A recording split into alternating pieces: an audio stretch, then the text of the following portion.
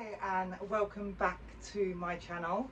Excuse the mess, but in true UK winter fashion, it's chucking it down with rain and blowing a gale outside. So I thought we would go through today some top tips to help us as horse riders and equestrians to get through winter.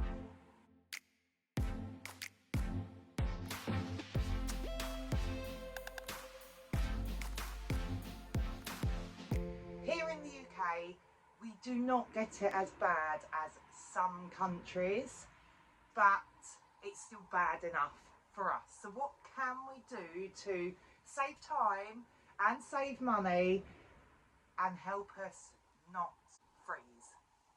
We are only just beginning winter.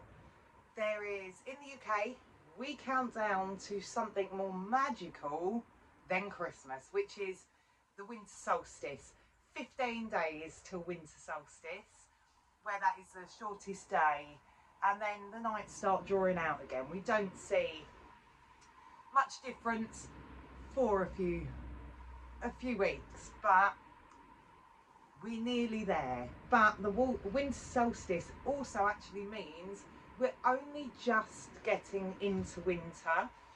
So some tips that we can go through to help us survive the winter as horse owners. First off, we're going to start off with us. So what we can do to help us stay warm this winter is by what we wear. I'm going to start from the head down. So you lose the most amount of heat from your head, your hands and your feet. So I always like an ear warmer on my head. You can also use a bobble hat. Keep the heat in your head. And then you can also use a snood.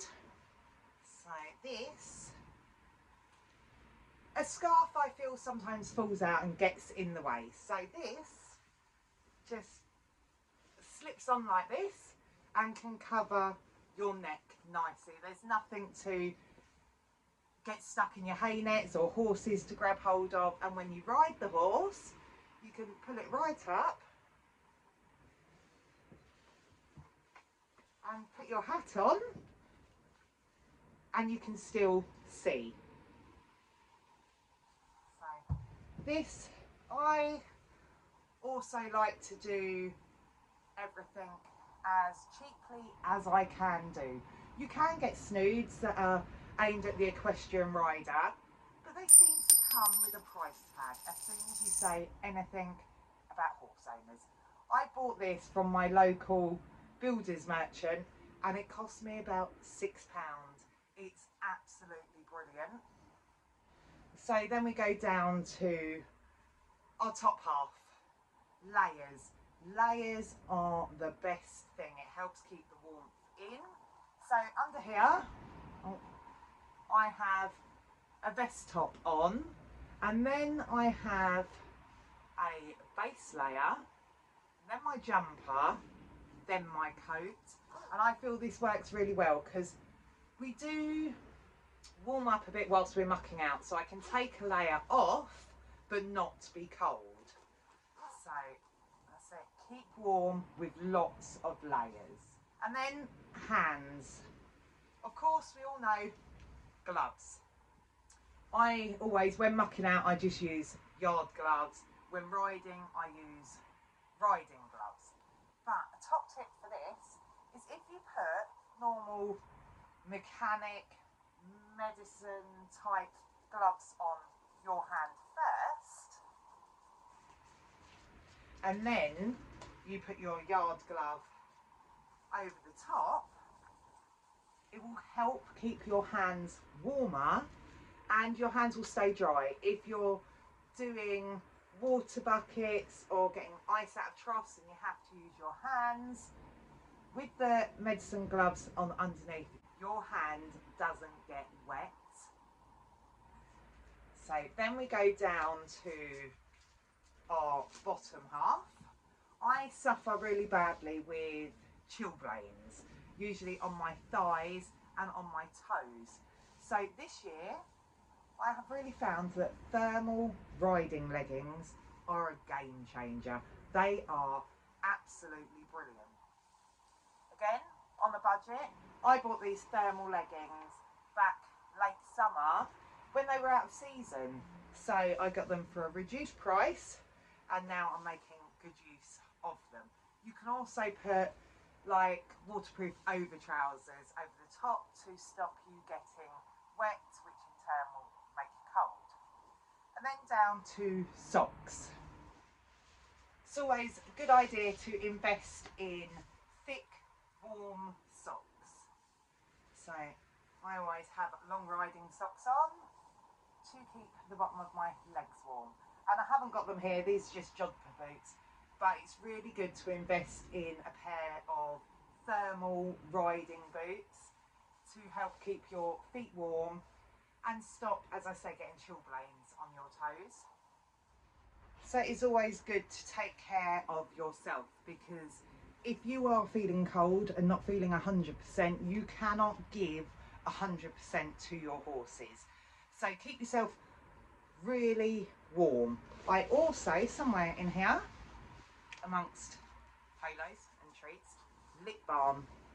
When I ride the horses through the winter, I get really chapped, dry lips. So stick some lip balm on and some good hand cream. Again, our hands are always in the elements, in the water, and they get really dry and cracked. So spend money on a good hand cream. So that's us as a rider. So how can we save time and money on the horse care? So you can deep litter your beds, which that is where you leave the wee in the stable and just take the poo out daily. You can then do a full muck out each week, each month, or it can, if you do it properly and get an established bed, can last you all winter. There's so many different types of wood pellets and shavings, and straw can do it as well if you establish the bed properly. That can make a really good deep littered bed, which will save you time over the winter. Also, if you can pre-fill some hay nets, if you've got a day off, you don't work the weekends, pre-fill your hay nets so during the week you just have to grab and go. You can also pre-make your feeds. Again, can just be stored in old supplement tubs or something like that. So during the week is just grab and go, saving you time. So when you turn your horses out in the winter, what I find saving me time and keeping me clean is leaving their wet turnout rugs on. Their turnout rugs are waterproof, so they won't feel like we do when we get wet. These are only water resistant, so we can soak through, but horse rugs are designed not to soak through if they are waterproofed properly. So the horse won't feel that his rug is wet, but the quickest way to dry a wet rug is on the horse. His body heat will dry the rug, so come morning he's going out in a fresh dry rug. If we took the rug off of him, we actually let out all the heat he has created between his body and the rug, so we're making them get cold whilst we put a dry stable rug on them. And then when we hang the wet rug up of a night time, unless you've got a rug dryer, your rug will not dry properly throughout the night, so then you're putting a wet rug back on the horse again the next day. This works if you've got multiple of the same rugs, so you can put a dry one on and leave the wet one to dry for a few days.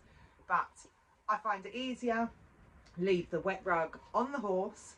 You are not dragging around a heavy muddy rug, getting yourself covered in mud, and he will stay with his heat that he has already created within that rug.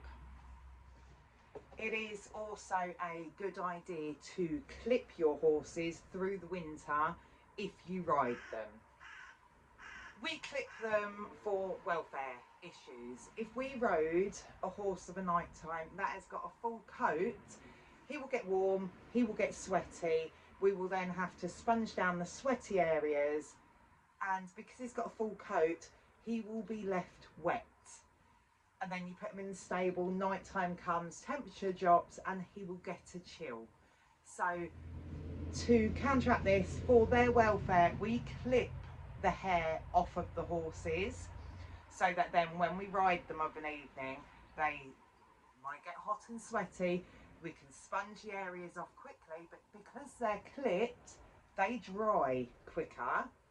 And then we supplement this by putting rugs on them to various weights to replace what coat we have actually taken off. This then keeps them warm and stops them getting a chill. It's also a good idea to trim tails and plait up mane and tails to stop so much mud getting attached to the horse, so it makes grooming time quicker for yourself.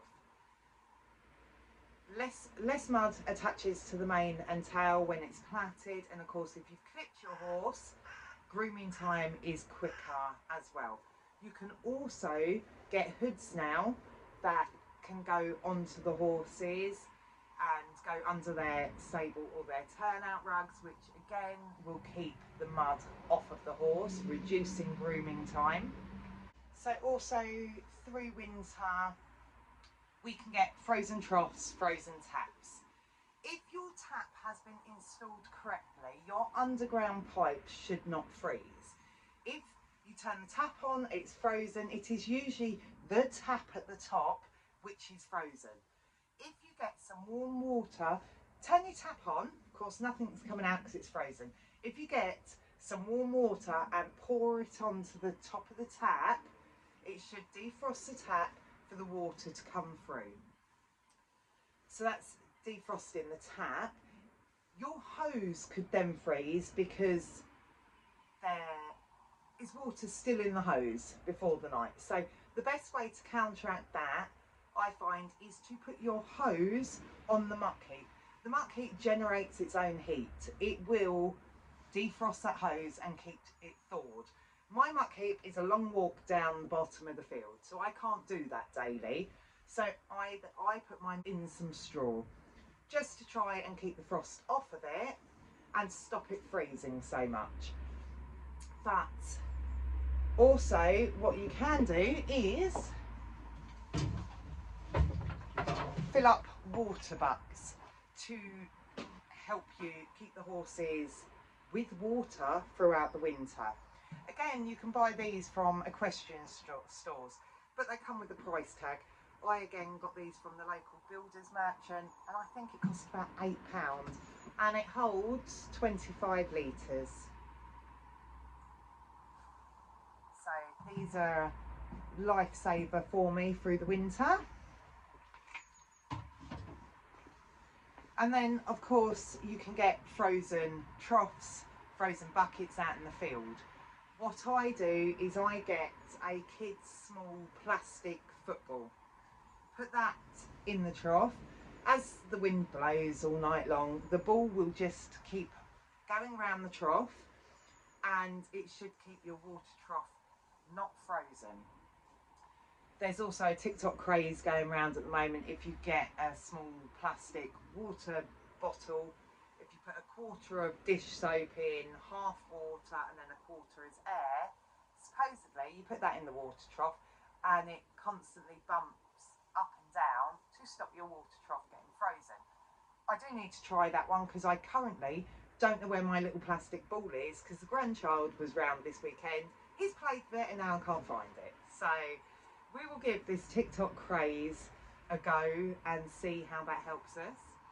Don't forget, if you're finding this video informative, then please like and subscribe and comment down below with which is your best tip to survive winter, and let me know if you've got any tips that I haven't gone through. Write them down below so it helps us all out. So if you have got a frozen water trough, you need to break the ice. Using a hammer is a good idea. But you know your kitchen colander, a sieve, just get something cheap like that you can sieve the water, the frozen ice out of your water troughs instead of using your hands and getting your hands wet. Also, padlocks on the yard, they can freeze. So all I do, everyone has got odd socks floating around because somehow the washing machine eats them. Just put an odd sock over your padlock and it will stop the padlock freezing, so you can easily get to the horses. So dealing with the horses, the days are very short at the moment. So the best way that I found to help me, I have no electric on my yard. I do have some lights, but they're run with a generator. When I get down here over the morning, I can't put the generator on because I don't want to wake up the neighbours. So I have a very good head torch. I bought this off of Amazon, I think it was £16, but it is rechargeable. So I can charge it up every night and I can muck out the horses easily.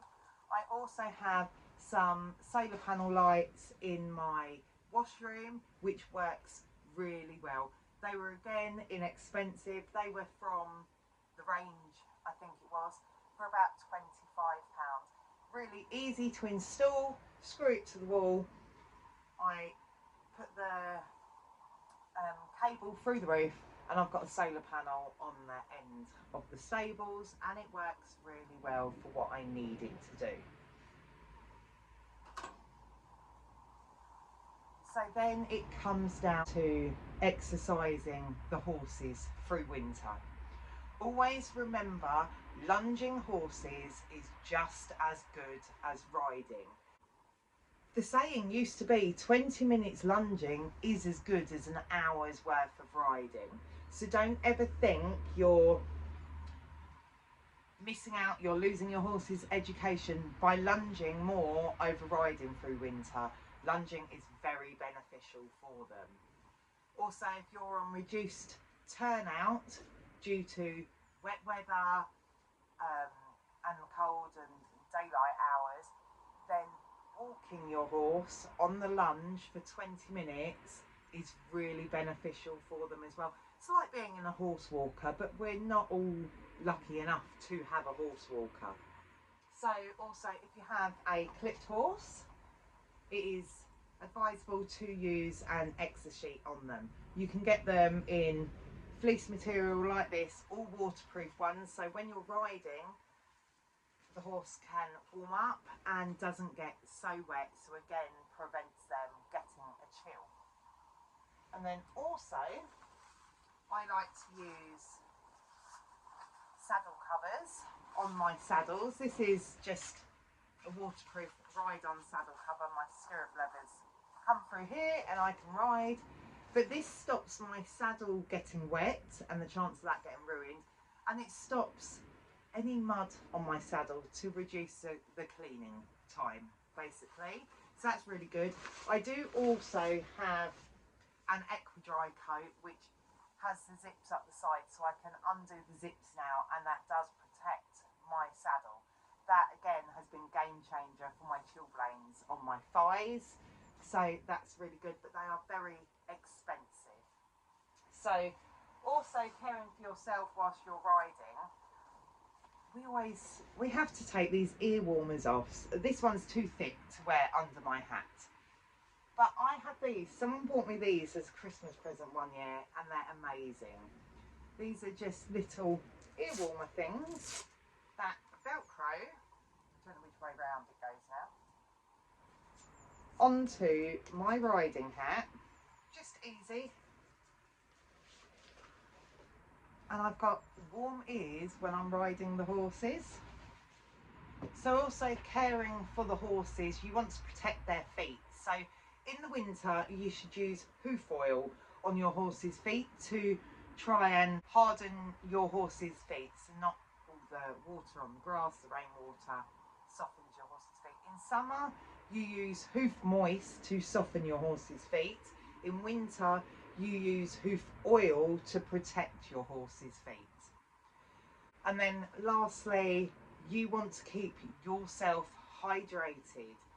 I always go everywhere with a flask of tea, just to keep me warm inside as well. We have, as I say, we have no electric down here. I don't have a kettle. This year we went out and purchased a camping stove from Halfords, the local shop that's got a caravanning section. So it was, again, inexpensive. I think it cost us about £25, but it's been absolutely brilliant. I can keep it down the yard, I can warm up water as I need it to defrost the tap, and when my horse Champ got colic, we had to flush him and they needed warm water, so we could boil this kettle on this camping stove to get the water for him. Fluid of your choice, tea, coffee, hot chocolate, just keep yourself warm inside out. So that is the end of this video. If you like what you see and have any comments or tips and tricks that I haven't gone through, don't forget to comment them down below so we can all help each other out. And I will see you again soon for the next video. Bye.